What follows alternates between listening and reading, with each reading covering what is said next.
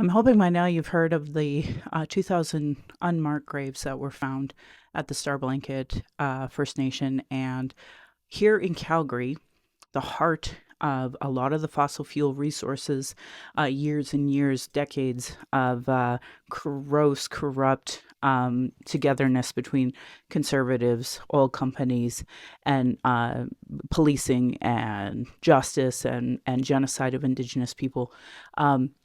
You have no coverage whatsoever about it. This is the heart of the Indian residential school denying.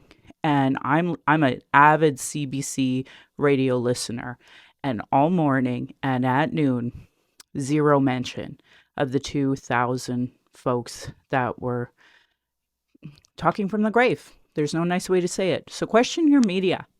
Question why it is the very place of Indian residential school denialism is the one place that they are not talking about this. Why is it not everywhere? Why isn't people talking about it? We know why. It's racism. It's systemic racism, colonialism on display, and it needs to stop immediately. But it was the Conservative government that appointed the CBC board. It is not by chance that this is happening. And people talk about clean drinking water, but if you look at the Conservatives, they've never cared. They will never care. So I challenge you, if you have the audacity, like we should be holding all government to account, but we don't hold our government to account here. Reason why Alberta has clean drinking water is because Rachel Notley and the previous NDP government made it a priority and worked together with the federal government. Today, we have a Conservative government that is hell-bent against any federal jurisdiction, even so much so that they are, showing their ignorance on treaty.